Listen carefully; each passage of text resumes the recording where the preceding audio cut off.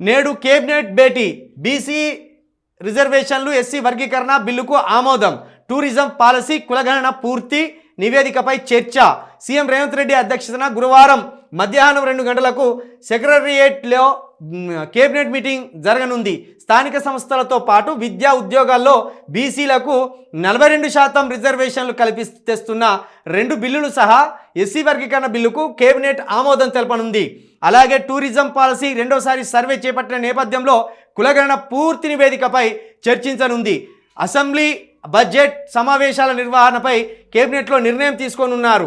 ఇటీవల సీఎం రేవంత్ రెడ్డి ఢిల్లీకి వెళ్లి ప్రధాని మోదీ కేంద్ర మంత్రులతో భేటీ అయ్యారు. ఈ సందర్భంగా పలు ప్రాజెక్టులపై చర్చించారు. వాటిపై కూడా కేబినెట్లో వివరించే అవకాశం ఉన్నది. ప్రస్తుతం అయితే రెండు ప్రధానమైనవి. ఒకటి ఎస్సీ వర్గీకరణకు సంబంధించిన బిల్లు, 2 స్థానిక సంస్థల ఎన్నికల్లో బీసీలకు 42% రిజర్వేషన్. ఈ 2 బిల్లులే ప్రధానంగా ఉన్నాయి. ఈ 2 బిల్లుల తర్వాతనే స్థానిక సంస్థల ఎన్నికలకు రాష్ట్ర ప్రభుత్వం వెళ్ళే ఆలోచన కూడా చేస్తున్నట్టు మనం అర్థం చేసుకోవచ్చు. అయితే వీటితో పాటు మరి నీరు సకాలంలో ఎందుకు అందుతలేదు? ఇంకా 3 నెలలు మిగిలే ఉన్నాయి ఎండాకాలం.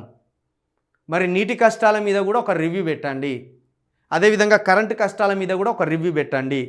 దాంతోపాటు రైతు ఆత్మహత్యలు ఎక్కువ జరుగుతున్నాయి, వాటి మీద కూడా ఒక రివ్యూ పెట్టండి.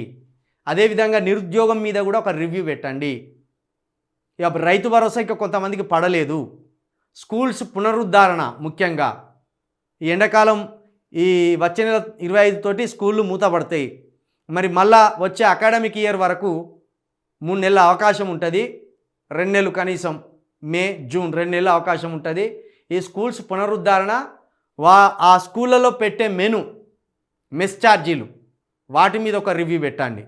ఏదో సన్యాసులు అంతా కలిసిపోయి మీటింగ్లో కూర్చొని సన్యాసి రాసుకుంటే బూడిది రాలినట్టు ఒట్టిగానే తూతూ మంత్రంగా చేయకండి దయచేసి. రాష్ట్ర సమస్యలను పరిష్కరించడానికి కేబినెట్ భేటీ కావాలి. మీరేదేమో ఆట విడుపుగా ఆగతాయితనంగా ఒట్టిగా కూర్చొని వస్తే మాత్రం బాగుండదు. ఈ కేబినెట్ మీటింగ్లోనైనా ప్రజలు సంతోషపడే కొన్ని అంశాలు ప్రకటించే అవకాశం ఉండాలని మేము కూడా కోరుకుంటున్నాం.